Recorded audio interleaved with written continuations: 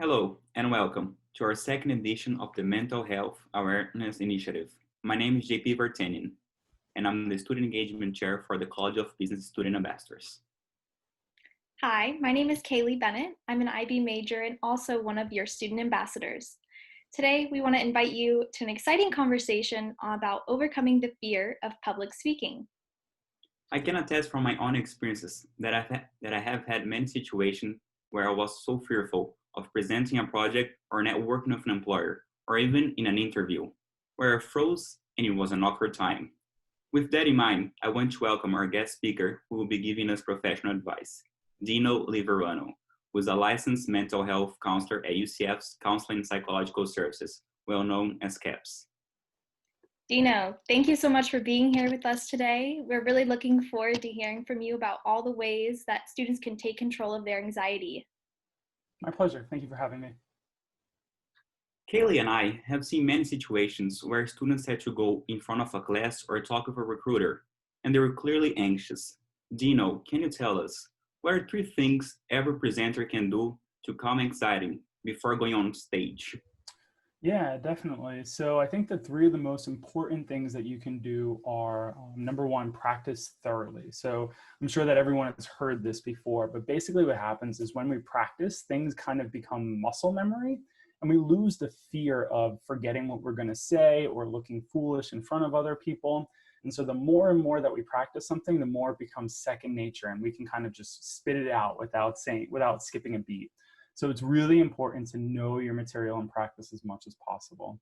Another thing that's very important is getting plenty of sleep. So when we sleep, it reduces the levels of stress hormone in our brain, which reduces our anxiety, reduces our brain fog, reduces the amount of forgetfulness that we have. All of these things can obviously increase our anxiety in the moment. We don't want to forget what we're saying as we say it. It also allows us to form memories. So if we're practicing a lot, we want to make sure that we're getting plenty of sleep so that we can actually turn that practice into a memory so that we can retain that information. And the last thing is I always suggest practicing breathing exercises. So this sounds really simple, but what it does is it calms us down in the moment. It reduces that stress level that I was talking about earlier. And it really gets us to kind of bring our heart rate down. So our heart rate, that's when that gets elevated, that causes us to feel really anxious. And then we start thinking about it, we start focusing on it, and then we kind of forget what we're going to say. So breathing exercises are a great way to get yourself out of your head and into the moment. Dino, talking about breathing exercises, could you teach us one of them? Yeah, sure. So a really good one and a really easy one to remember is something that we call square breathing. And the reason why it's called square breathing is because you're going to practice breathing in for a certain amount of time, usually about 3 or 4 seconds. I usually suggest 4 seconds, give yourself a little bit of a challenge. And you're going to breathe in, and then you're going to hold it for that same amount of time. So you're going to breathe in for 4 seconds, hold it for 4 seconds, and then breathe out for 4 seconds, and then hold the empty breath for 4 seconds. So making a perfect square. And you're going to do this for probably about a minute, 2 minutes, as long as you can practice it. And what this does is it kind of gets our breathing into a rhythm and it slows down our breathing in that rhythm. And so like I was saying earlier, this really does reduce the stress hormones in our brain and allows us to get a nice steady heart rate, which is exactly what we're looking for. Wow, thank you so much, Dino. That was really helpful. I'm definitely going to try that next time I have to do like a presentation or an interview. I can totally see how that square breathing would help. Now we live in the so-called Zoom era. So I would like to know, what are the pros and cons of Zoom when it comes to anxiety compared to an in-person presentation? It's a good question. So I would say that one of the pros are probably your space, right? So you're much more familiar with your space over Zoom because you can kind of control your space, you control your environment. So I always suggest that people get your environment to reflect something that is very personal to you, very calming to you, and that'll cause you to feel less distracted by the things around you. Whereas when you're giving presentations in person, you don't really know what's going to go on, or you don't know where you're going to give this presentation or what the room is going to look like. So that's probably a really big pro of doing it over Zoom.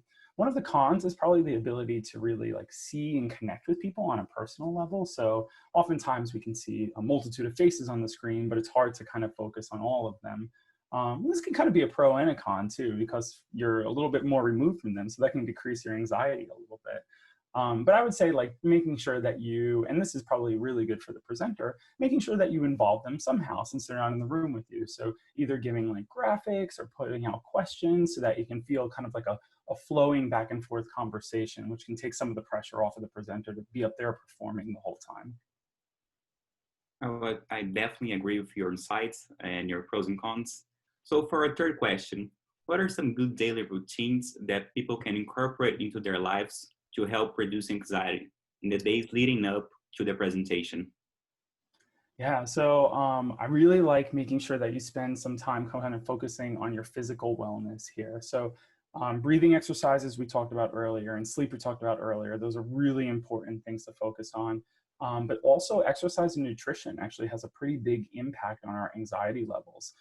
Exercise releases endorphins, and endorphins combat the same exact chemicals that cause anxiety. So what it is what happens when we're flooded with endorphins, we feel calmer, we feel happier, right? So I don't know, anytime, if you think about like the last time you exercise, like you can be kind of in a maybe not such a good headspace, but then you work out and you're like, oh, I feel okay now. Like the thing that was bothering me didn't bother me as much. So it kind of focuses you a little bit.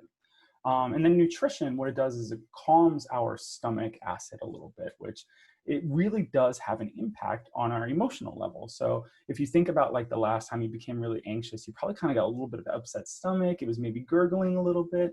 And so what happens is when we eat well, when we have like a nice light breakfast, something in our stomach before we present, it causes that to calm down. Instead of feeling that fire up, it causes us to feel a little bit calmer, a little bit flatter, a little bit more level. So nutrition does have an impact on the way that you feel emotionally, especially when it comes to anxiety. Wow, those are some great strategies you've pointed out. And I'm sure some students would love to know a little bit more about you and your job. So with that in mind, what are some things you can do as a counselor to help students overcome anxiety? Yeah, so I'm a licensed mental health counselor at CAPS. And so what we do at CAPS, Counseling and Psychological Services at UCF, is we work with clients one-on-one to kind of work through whatever it is that they're coming in with. And so we work with you to kind of create your goal and figure out what it is that you'd like to work on. And so it was like specifically with anxiety, we would work together to identify what are the sources of anxiety, what are some of the triggers for anxiety that you're experiencing, and then we would work together to identify some coping skills, implement those coping skills, and then overall reduce the anxiety and have some good stress management techniques to implement both short-term and long-term. And so the real goal is to give you the tools to kind of implement these things either in the moment or in your day-to-day routine to kind of create this overall change in your life. So that's kind of the way that we would approach either stress management or anxiety at CAPS. Dino, thank you so much for being here with us. We're really appreciating you taking the time to giving those amazing insights. I'm sure you have made an impact for students who are watching this. It's my pleasure. And if anyone wants more information about any of the services that we have at CAPS, you can go to the CAPS website. So you can either just Google UCF CAPS, or you can call us at 407-823-2811. We'd be happy to provide more information on any of our services.